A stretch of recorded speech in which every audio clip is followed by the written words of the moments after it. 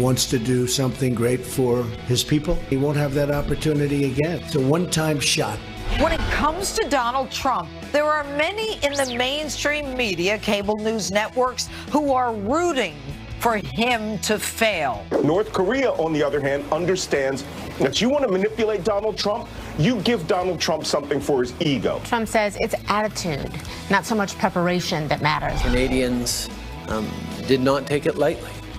That the United States has moved forward with significant tariffs. We're polite, we're reasonable, but we also will not be pushed around. Tariffs are going to come way down because people cannot continue to do that. We're like the piggy bank that everybody's robbing, and that ends. 150th running of the Belmont Stakes. It ends fittingly with a triple crown. He's just perfect, and now he's just immortal, justify as the 13th Triple Crown winner. Good Sunday morning. We do begin with a Fox News alert. World history in the making as we get closer to the historic one-on-one meeting with President Trump and Kim Jong-un. That's right. The North Korean leader arriving overnight and welcomed by Singapore's foreign minister.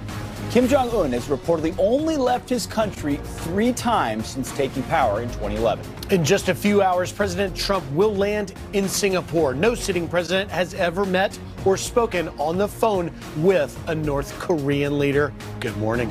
Wow. What a day the next 3 days will be. President landing there in Singapore in a matter of hours. As he said, he will know within a minute what the intentions are from the North Korean dictator. You know what makes for good TV? Unpredictability and consequence. Things that matter. Talk about June 12th. Things that matter and totally unpredictable. Where will it go? We don't know, but we're going to bring it to you in real time. Yeah, and we've got a big show for you. A big 4 hours to go this morning. We do, and as you wake up this morning, you are going to be treated to history, and that is why we go straight to John Roberts, who is live for us in Singapore ahead of the president's arrival. John, good morning. Griff, Abby, Pete, good morning to you. I don't quite know how this happened because it's usually Griff who's staying up all night to be with you at 6 o'clock. But here we are in Singapore where it's actually 6 o'clock in the evening. President Trump is scheduled to arrive about 2 hours and 35 minutes from now. History already being made. Kim Jong-un, as you mentioned, arriving earlier this afternoon. As far as we know, it is the furthest that he has ever traveled from North Korea since he became leader. He did go to school in Switzerland, so as a younger man, he traveled further. But as leader, we don't think he's been this far. It's about a 5.5-hour, almost 6-hour flight from North Korea to get down here. President Trump, before he left Quebec, said that he's looking forward to this meeting, saying it's a chance for the two to finally meet face to face. He said, hopefully, after their meeting, they'll like each other as well. And the president also saying that he should know very quickly, within a minute, whether or not this is going to work. Listen here. How long will it take to figure out whether or not they're serious? I said, maybe in the first minute. You know, the way they say that you know if you're going to like somebody in the first 5 seconds. Well, I think that very quickly I'll know whether or not something good is going to happen. President Trump thinks that Kim is going to do the right thing. The president calling this a one-time shot, that this opportunity won't come around again, because if these talks fail and North Korea continues to pursue its nuclear weapons program, then Katie barred the door because it's not going to work out well for Kim. The president is keenly aware of all of the failures that successive administrations have had when it comes to negotiating with North Korea. Now, nobody's really negotiated to this degree with Kim Jong-un, but they certainly have with his father and his grandfather. But the president's still optimistic about the potential outcome here. Listen to this. We're going in with a very positive attitude, and I think we're going to come out fine. But I've said it many times. Who knows? Who knows? May not work out. It's a good chance it won't work out. There's probably an even better chance that it will take a period of time. It'll be a process. Now, one of the most interesting aspects of this summit meeting, which will be held, it's a one-on-one, too, simply between the president and Kim Jong-un together with their interpreters, is this first meeting that they will have, 9 o'clock on Tuesday morning, comes after not just tough talk between the two nations, but outright insults between the two leaders. I mean, they do seem to be in a mood to bury the hatchet, but anything can happen. between now and 9 a.m. Tuesday, Singapore time. Griff, Abby, Pete. All right. Welcome Thanks, John. to Singapore, John. What an amazing experience you're going to have. John, thank History you. in the making. Good to see you. You know, Singapore, so I've lived there before. It is one of the hottest places you can be. It's right next to the equator, so it is hot all year round. But if there's ever a place to find peace, it's going to be in a place like Singapore. The economy is very strong, but it's one of those unique places that's trusted by all different places around the world. China, North Korea, the United States, Taiwan of all places, Israel, the Arab nations.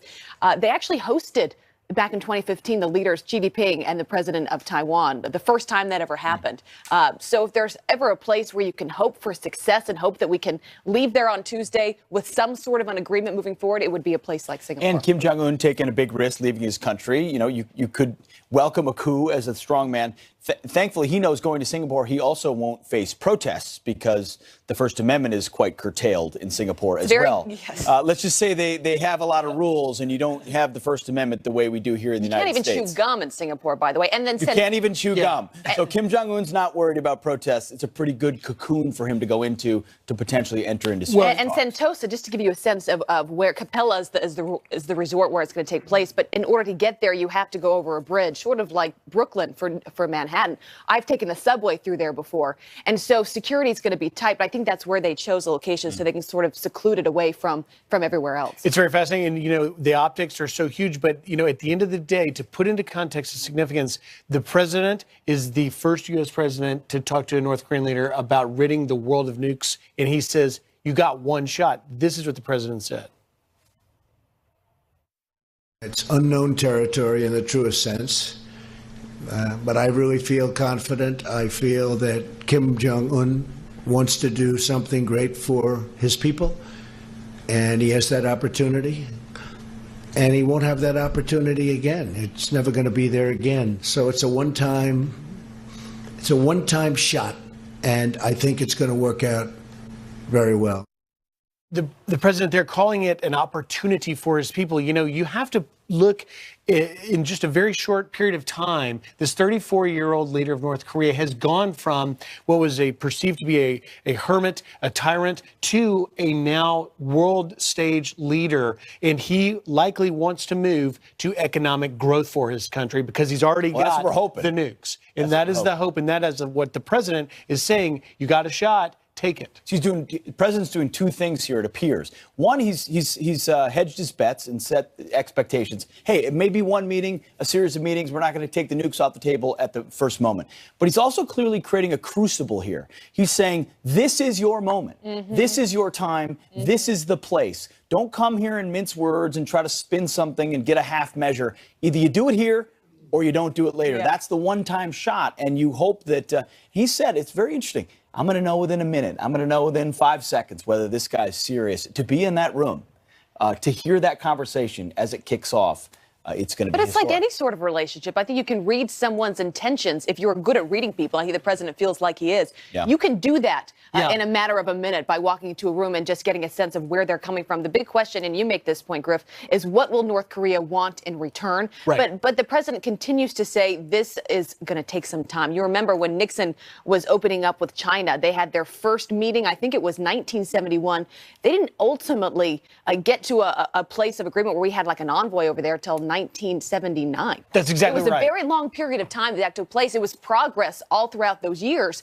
But patience is key here. But that meeting that's going to happen on Tuesday, he will know within that minute if it's going to work or if it's not going to work. It's very right. And to Pete's point about this to be in that conversation, there were discussions about whether Trump and Kim would meet, just the two of them, to take away a little bit of the theatrics because of exactly what you mentioned, Abby, which is what President Trump is looking for is an immediate signal, an agreement to begin the framework, to begin the process where the goal is denuclearization. We'll see where that goes. Well, before he got on a plane, still on a plane, the president will be off his plane, I believe, in about Air Force One, about 2 hours. We'll bring it to you on this channel when he lands in Singapore. But before that, he was flying from Canada, where he was meeting with the G7. A lot of talks contentious about trade. Well, there was an exchange between our president and the Prime Minister of Canada, Justin from Canada. His name's Justin Trudeau, over trade. President making a lot of threats or standing up and saying we won't be taken advantage of.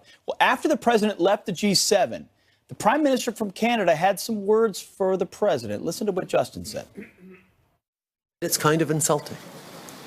And I highlighted that it was not helping in our renegotiation of NAFTA. It would be with absolute certainty and firmness that we move forward with retaliatory measures on July 1st, applying equivalent tariffs to the ones that the Americans have unjustly applied to us. It is not something we relish doing, but it is something that we absolutely will do, because Canadians were polite, we're reasonable, but we also will not be pushed around.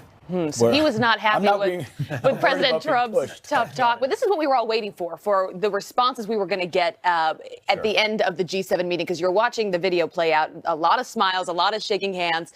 He's not happy there. The president then tweeted in response to that. He says, based on Justin's false statements at his news conference and the fact that Canada is charging massive tariffs to our U.S. farmers, workers, and companies, I have instructed our U.S. reps not to endorse the communique as we look at tariffs on automobiles flooding the U.S. market.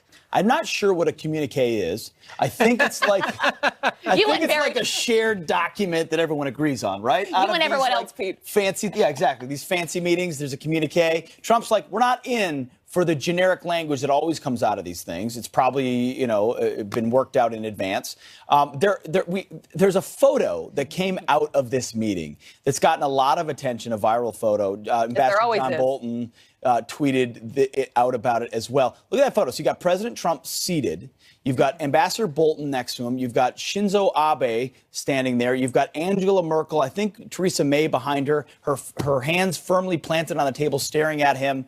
You almost have the visual of, we won't be your piggy bank anymore, is almost what you hear going through his head, or America first, whatever it is. But what a powerful image of Look at that. So confrontation. You can see John Bolton, his head of the national security, right behind President Trump there. And here's what he tweeted out. He said, just another G7 where other countries expect America will always be their bank. The president made it clear today, no more. Yeah, I just think the world wasn't prepared for the extent to which this president would dig his heels in and say, I was elected on something. I want fair trade deals. I want free trade. But we're not just going to be your resource forever. Or maybe that he would be a lot of big talk going into the meeting, and then once he was there with them, he would back down a little bit or not be as tough. It's clear that he was just as tough inside those meetings. Well, we'll talk more about this photo, because it does look like Angela Merkel is taking the alpha male position, staring down at a president sitting. So we'll see, and we're going to find out from Corey Lewandowski. I don't know. Nigel Farage. He's looking pretty like. Well, look at that. I mean, look. A lot of resolve there with those arms folded. This was described in the press as a dominating Angela Merkel staring down at a president listening. Tell me more. I want to know what Shinzo Abe is thinking in that moment. All right, well, we've got a lot of folks coming up on the show. Corey Lewandowski, Nigel Farage, Anthony Scaramucci, Joe Lieberman, and Sean Spicer. Some great voices on all the breaking news this morning with this meeting coming up on Tuesday with the North Korean leader. We got a lot of voices on the ground in Singapore as well. Well, left-wing comedian Bill Maher rooting for a recession. Please bring on the recession. Yeah. Sorry if that hurts people, but it's either root for a recession or you lose your democracy. Okay, so can the left finally admit that the anti-Trump hysteria has gone too far? We're going to ask a Democrat next. Plus, President Trump confident he'll know within seconds of meeting Kim Jong-un whether he means business or not. Our next guest takes us inside the negotiating room. Stay tuned.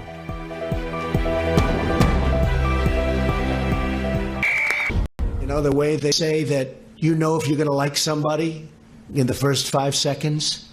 You ever hear that one? Well, I think that very quickly I'll know whether or not something good is going to happen. Well, ahead of the historic Singapore summit with North Korea, President Trump says he'll know right away whether Kim Jong-un means business. Our next guest wrote the book on President Trump's negotiating skills. Brad Thomas is the author of The Trump Factor, and he joins us right now. Brad, a perfect voice to have this morning. You heard the president a couple of days ago on the South Lawn on Friday saying, look, it's not about over-preparing for this. It comes down to attitude. How do you expect the president is going to go into this meeting? Absolutely. It's great to be back on the show here again today. Look, President Trump has a number of tools in the toolkit. As the deal maker in chief, I think one of his most strategic tools is his toughness. He's going to go into this summit as a very, very tough tough negotiator. You know, he's the deal maker in chief, and I fully expect him to go in with really, guns loaded, and he's going to, really charge like a rhino. He's going to take charge of this summit, and I think that's really going to be his number one tool that I think, again, Abby and Pete, that he's got in his toolkit. Brad, as he goes in, is he, for his preparation, does he have, okay, I've got option 1, option 2, option 3 from a briefing book, or is he saying, hey, I'm really going to feel this out, and from there, I'll decide what's next?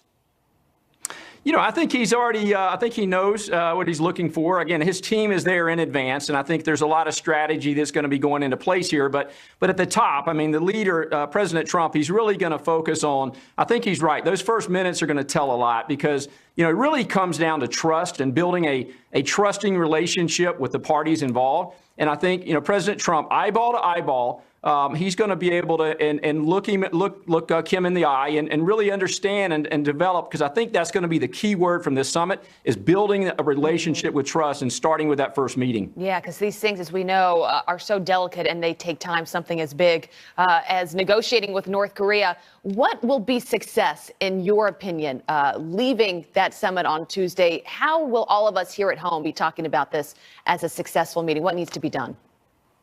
Sure. Well, I think it will be successful. I have full confidence in the president. I think he's going to do a great job. He always is. Again, we hired him as the deal maker in chief. So my confidence is really at an all-time high going into this conference. But again, Trump Tower wasn't built in a day. Rome wasn't built in a day. And I don't think this summit's going to be, done in a day. I don't think we're going to, walk away with a done deal. I think this is the first brick in the foundation. So I think it's going to take a number of meetings and negotiations. But again, I think it's going to start with laying that foundation, that framework built on trust, and really starting to understand each other and flush out, the details here. But again, I think the parties involved, it really comes down to that relationship. Mm-hmm. And again, I don't think we're going to expect a lot that first week. I don't think it's going to be a market mover type of a week. But I think over time, hopefully, President Trump will be able to negotiate this deal again. And I think the foundation, the key word here is trust. Brad, you say charging in like a rhino. It's a great visual. You've got Kim Jong-un. We don't know if he's 34, 35, or 36. It depends on who you believe. You've got President Trump has been through the ringer here in the real estate world in negotiations and business. What is it about his past that has prepared him, as he says? He said, I don't need to over-prepare. I've been prepared my whole life. What is it that has prepared him the most? I think, again, his experience, it really comes down to the lessons learned in life. And again, one reason I elected this I voted for this president, he was elected, of course, is his experience in the battlefield of business. And, as Trump said in The Art of the Deal, it comes down, really to trust. And he has a lot of balls in the air. I think that's really the key takeaway here. Is that, and really he runs this country like a business. And I think that's really the key here, is we have a businessman, in the White House negotiating this deal. We haven't seen this ever in the history of the United States. So again, my confidence is extremely high here going into this summit. All right, Brad Thomas, you've written a book about this. You know what you speak. Great to have you on this morning. Thanks, Brad. Appreciate your time. Great. Thank you so much. All right. Well, thousands of journalists from across the world arriving in Singapore along with Kim Jong-un and before President Trump. Well, we know a good journalist, Ed Henry. He's on the ground there, too, and he'll join us live. Can't wait for that. And left-wing comedian Bill Maher rooting for a recession. Is this really what Democrats are wanting? Please bring on the recession. Yeah. Sorry if that hurts people, but it's either root for a recession or you lose your democracy. Like a car. Just want to find a... We're back with some quick headlines for you. We begin with a Fox News alert. A man is dead after a helicopter goes down. The chopper crashing into power lines along Wisconsin's Fox River before plunging into the water. The mangled aircraft was lifted to the surface following a search and rescue effort. The victim is believed to be the pilot. And President Trump could soon be on his way to another summit. Russian President Vladimir Putin saying he is happy to meet with our commander-in-chief whenever Washington is ready. President Trump and Putin apparently discussed a potential summit in Vienna. That is according to the Kremlin, but no decisions have yet been made. And Justify races into the history books at the 150th running of the Belmont Stakes. He's just perfect, and now he's just immortal! Justify is the 13th Triple Crown winner! It was amazing. The undefeated 3-year-old completing a sweep of the Kentucky Derby, the Preakness Stakes, and now Belmont Stakes. The favored Chestnut Colt becoming just the second horse to achieve that feat since 1978. And at 52, Mike Smith is the oldest jockey to ever win the Triple Crown. Unbelievable. Griff, take it away. Thanks, Abby. Host Bill Maher facing backlash after saying he hopes the economy will crash in order to, quote, get rid of President Trump. I feel like the bottom has to fall out at some point. And by the way, I'm hoping for it because I think one way you get rid of Trump is a crashing economy. Yeah. So please bring on the recession. Yeah. Sorry if that hurts people, but it's either root for a recession or you lose your democracy. Here to react, Democratic strategist and psychotherapist and author Nancy Collier. Nancy, good morning. Thank you. Thanks for having me. What is Bill Maher doing? He's literally hating President Trump so much that he's rooting for another recession. I don't think he's really rooting for another recession. I think what he's trying to point out is that our democracy is at stake right now. Our democracy, if there are no rules, then there's no system. And what we're seeing right now is that if somebody is above the law and people that commit crimes or do whatever they do are let off the hook, which is what's being suggested right now, then we have no system to protect us. So I don't know if you really pushed Bill Maher that he meant we should suffer more financially, because actually the economy is doing quite well, and that's one thing we're really excited about. So I don't know if he might have been being a bit sarcastic, but our rules are being taken away. Democracy. But Nancy, hang on. It prejudges that the president has done anything illegal to begin with. I mean, this whole notion that the president is above the law and it's something that Democrats are attacking is just not accurate, and it's not fair. We have a Russia investigation out there. We will get some results, but it's early to be saying that. And those that lost their businesses and their life savings in the dustbin of heartache in 2008, that is an outrageous comment. Would you not agree? I think we have to stop going back to 2008. I think we've had a president who is unraveling a system piece by piece. And as a psychotherapist, we have a raging narcissist in the office. And the classic symptoms of narcissism are a need to be special, a need to be... But wait a minute. Yes. That's your opinion as a psychotherapist, that he's a narcissist, but he is the current president of the United States. Should we not give him the benefit of the doubt? And is it not perhaps bad on the psychotherapy of the country to suggest, Bill Maher suggesting, that the president is this above the law guy? Well, the president is saying that he can pardon himself.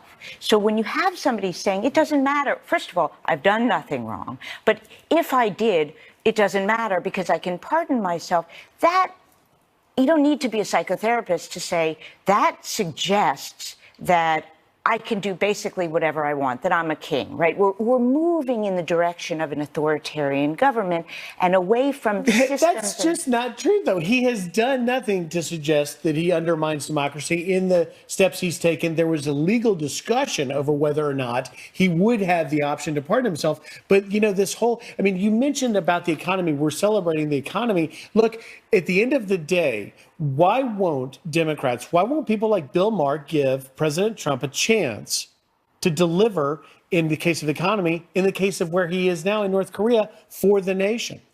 Well, I would ask a question back, right? That's what we do.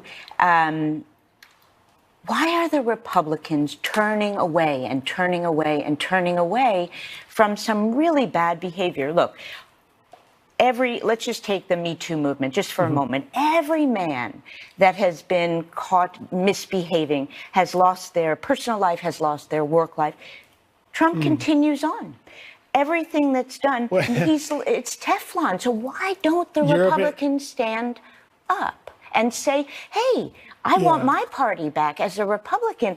You know, there are plenty of conservatives. Nancy, you're opening a big discussion there. And, you know, President Bill Clinton also dealing with his own issues to that. Also bad behavior. Thank you so much for coming in, Nancy Collier, Democratic strategist and psychotherapist, great author. Thank you. Thank you. All right. Fox News alert. President Trump getting ready to meet face-to-face with Kim Jong-un, and it all started with this. As I said, they will be met with fire, fury, and frankly, power, the likes of which this world has never seen before. We take a look back at what led to this high-stakes summit, and we're live on the ground in Singapore ahead of the meeting. Ed Henry, the one and only, is there, and he's next. There he is, right there. Oh, what's he got? Here we go. Get ready. Ed in Singapore. Sorry, I can't make it. It's just my eczema again, but it's fine. Yeah, it's fine. You okay? Eczema. It's called the other day, and they said, would you speak to the leader of North Korea? I said, absolutely. Why not? North Korea launched its first ballistic missile since President Trump took office. After 17 months, U.S. citizen Otto Warmbier was finally released from North Korea. Otto Warmbier has just passed away. The era of strategic patience with the North Korean regime has failed. North Korea best not make any more threats to the United States. They will be met with fire and fury like the world has never seen. North Korea firing another missile over the country of Japan, proving Guam is within striking distance. Rocket Man is on a suicide mission for himself. It makes sense for North Korea to come to the table and to make a deal. Today, the United States is designating North Korea as a state sponsor of terrorism. Yesterday, North Korea talked to South Korea and said, hey, you know what? We'd like to talk to you about coming to the Winter Olympics. I just spoke to President Moon. He's very thankful for what we've done. They're having talks. Kim Jong-un said he is committed to denuclearization. He expressed his eagerness to meet President Trump. Secretary of State right now, Mike Pompeo, is in North Korea. 3 Americans detained in North Korea will be coming home. June 12th, are you going to be in Singapore? We'll see what happens. Yesterday, the president called Kim's bluff. I've decided to terminate the planned summit. Kim Jong-un and South Korea's president meeting overnight. President Trump teases that his face-to-face meeting could still happen. In just a few minutes, I'll be leaving for Singapore. It's a great opportunity for peace. That was a summary of how we got here. Now we're looking at live pictures here in Singapore. A lot of hands trying to block what we can see. But apparently of Kim Jong-un there in Singapore. They're not used to cameras there in North Korea because, of course, it's a shut-down hermit kingdom. But in Singapore, they have press and cameras, and we're trying to get a look here of Kim Jong-un. And, you know, the optics of this, just to point out, you know, we've seen how Kim Jong-un, when he met with Moon Jae-in on 2 occasions, you know, this sort of powerful, and we're looking now, there is Kim Jong-un getting a shot. This is significant because, you know, he had his motorcade and his guards were running along him to meet with Moon Jae-in. And now we see, obviously, Kim Jong-un just inches from a camera. This optic is actually significant. We don't ever get this shot of Kim Jong-un. This is the 3rd time he has left the Hermit Kingdom. He's left North Korea. So there he is on the ground in Singapore. Also, our own Ed Henry, a Fox News chief national correspondent and, of course, a friend on the couch here. Ed is in Singapore as well. Good morning. Ed, this is significant. We are just getting this live footage now. Kim Jong-un arriving on the ground there in Singapore. The meeting taking place a matter of hours. I mean, coming on Tuesday. Just give us, set the scene for us. Give us a sense of what is going on right now. What are we watching? Guys, I can tell you there is a buzz in the air in this city, the entire nation, Singapore, really excited about this. I've been walking the streets. I went to a shopping mall here. Some people saw my credential with Fox News on it. They started asking me shopkeepers questions. They said, do you think there's a real shot at peace? People here are very excited that they're hosting history, quite frankly. And you're so right to point out, it's so rare that we get these up-close pictures, from independent media, in this case, the Prime Minister's office, but we will eventually get the U.S. press going into some kind of a meeting with the President of the United States and Chairman Kim. And think about the possibility, we don't know this yet, but the possibility of maybe even a joint news conference at some point That'd be the first time any of us know of any time that anyone in a free press asked a question of Chairman Kim. We're a long way of that actually happening, but that would be fascinating. And by the way, we're picking up reports on the ground here, guys, that Kim Jong-un's sister may be traveling with him as well. Remember, she was an important figure at those Winter Olympics as well in terms of opening some channels of diplomacy. So we could be on the verge of some very, very big events here. Very much so. And so we see right now these live footage. Shaky must be not on a steady cam, but ultimately you got the Prime Minister of Singapore meeting with Kim Jong-un. The president on his way. He'll arrive in a couple of hours, Ed. You mentioned the possibility of a joint press conference. Is that something we're hearing about? Speculation? Do you know anything else about what we'll see on camera? There's just a speculation that, look, if there's a speculation here on the ground that if there's a peace deal signed, you would expect that they would take some kind of questions from the international media. There's 4,000 reporters here on the ground, but we're a long way, obviously, from a peace deal or from a news conference, because I think President Trump has been very careful in recent days at the G7 and back at the White House before that to try to tamp down expectations and say, this is not the be-all and end-all, this summit. This is basically just round one. And remember, a few days ago, the president even said there could be hosting Kim Jong-un at the White House and or Mar-a-Lago down in Palm Beach. So I think what he's trying to do is you now have the mainstream media starting to say two things. One, can the president really get a peace deal here in Singapore? If he doesn't, maybe it's a failure. And also saying, how do you verify whatever Kim Jong-un says? Those are valid questions.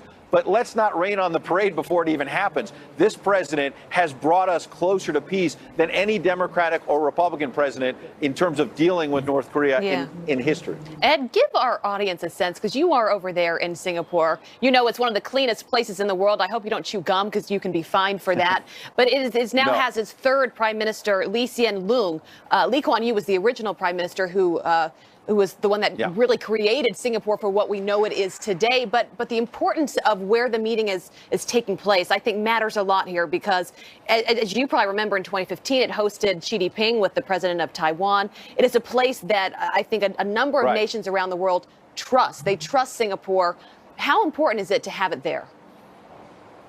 Well, it's a little windy, so I'm going to try to bear with me. I'm going to run through some headlines here. The Straits Times on Sunday, the headline here, Trump on mission of peace. That's the real news. That's what he said at the G7. Very important. Then they have some fun stuff in terms of Kim Jong-un and the president, sort of fake photos here of them checking out the sights in Singapore. We'll see whether they do some walking around together. But to your point, Abby, I'm getting to the final headline. We passed through the Fox team Seoul on our way here to Singapore, and you can see one of the Korean papers that I picked up in the airport. There's a story at the bottom here that basically says that there were some South Korean broadcasting reporters who got into trouble for trespassing on the property of a North Korean diplomat who lives here in Singapore. Well, why is that important? Number one, very serious about security here. As you say, those two journalists got arrested.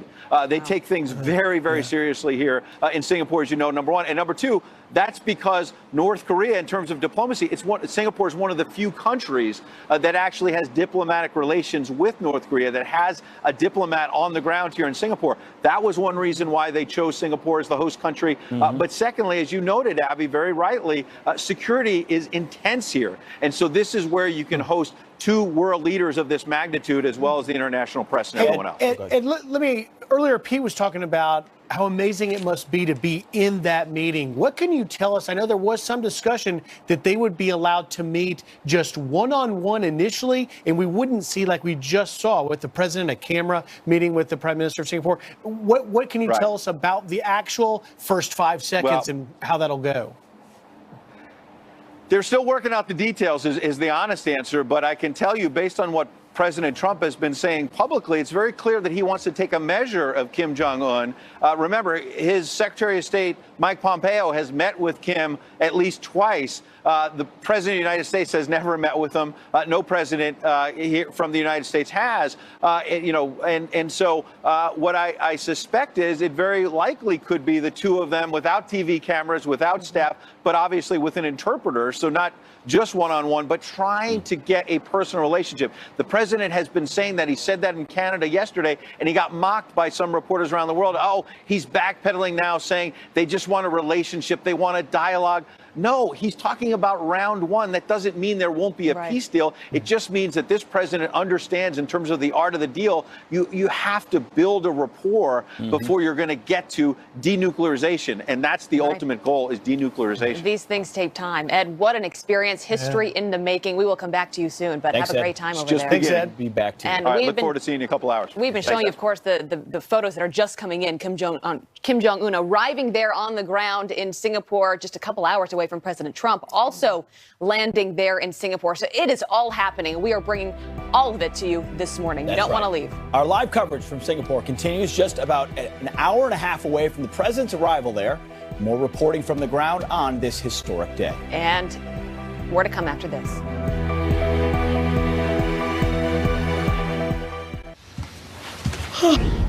Welcome back. All eyes on President Trump and Kim Jong-un ahead of the historic summit. New reports now saying that some of his attention could be sinister. Authorities warning about a potential wave of Chinese spies planted all over Singapore, bugging hotel rooms, infiltrating summit staff. So what is the U.S. doing to stop them? Here with Intel, senior fellow at the Center for Digital Government, Morgan Wright. Morgan, always good to have you with us. This is a part of this whole story, maybe one of the most important pieces of it, because when it comes to spying, China might be one of the most sophisticated when it comes to that.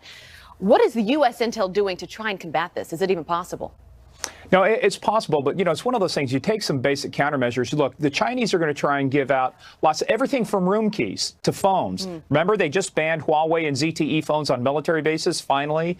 We've had a lot of issues with that. So there's, it's the technical compromise, but what's even more important is the human compromise of this. They've been on that island for a long time, but very focused on it now, trying to compromise everybody from the wait staff to people working at the hotel, at the airport, not only in Singapore, but in China, in the United States. And by the way, that OPM breach, Office of Personnel Management from 2015, guess what? That's paying big dividends for the Chinese right now. Yeah. So the way it's set up, Sentosa is sort of an island off of Singapore. You have to go over a bridge or through a subway to get there, which is probably why they picked that specific location that can close it off from everybody else. Is there a place in the hotel that you know for sure will not be bugged, where they're going to be meeting potentially, where you have no concerns about that? You always have concerns. You never say never. That's one of the, the lessons you learn in the intelligence community. But what I guarantee what they will do is they will have the best of the best from the White House, from WACA, from all the other agencies. They will sweep that room. They'll lock it down. They'll protect it. Anybody that's looking at classified material is going to be, inside of tents, inside of places where you can't even have cameras looking at that. The biggest thing the Chinese want access to, besides our people, is what information do we have that we will be used for our negotiations, because that'll give them an idea of our capabilities, how we're monitoring North Korea, have we penetrated their networks. So the Chinese are learning to find out what our capabilities are as much as what our negotiating position is. Yeah, I mean, we forget China is 90% of trade with North Korea. They are basically the ones that keep North Korea afloat. So they care more than anybody about how this summit goes down. Morgan Wright, great to have your expertise this morning. You bet, Abby. Thank you. All right, have a good day. Coming up ahead of the Singapore summit, what is the country like? I grew up there, and I will give you my own inside look. Plus, Kim Jong-un making his first public appearance outside North Korea. This happening just moments ago. We are live on the ground with what goes into protecting the North Korean dictator. That's up next.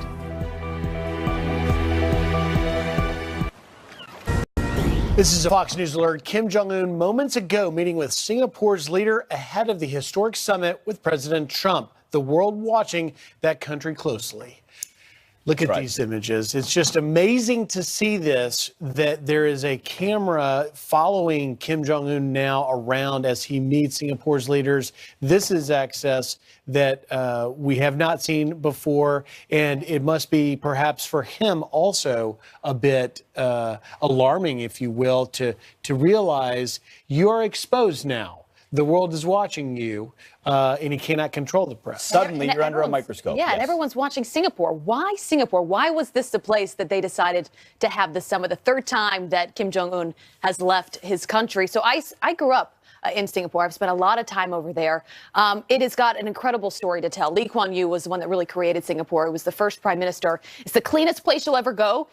It's got a lot of rules. There I am at the U.S. Embassy there in Singapore. Don't worry, always a huge bow in the hair, of course. But you get fined for chewing gum. But their whole thing is about economics. They say if we can succeed economically, we will thrive and everything else will fall into place. So they're all about open markets. But it's my favorite place, Pete, because everyone gets along. They want everyone to get along. Their whole thing is we want to be trusted. So they are the one place you can go, maybe Switzerland as well, where you've got North Koreans, the Chinese, the Taiwanese, the Israelis, the Arab nations, the United States, all have a relationship with Singapore. That's important. So when you're trying to find a place to host a summit like this, there are very few options. Why has Singapore been able to develop their economy so successfully in a neighborhood of folks that have not been so successful? That's a good question. It's the 7th highest GDP per capita, 5 million people there in the world, U.S. number 20. So that just gives you a sense of how successful they have been. But they treat themselves like they are a powerhouse, and they know how important economics is. So they say we're going to open up to the rest of the world. They put politics, they almost put economics before any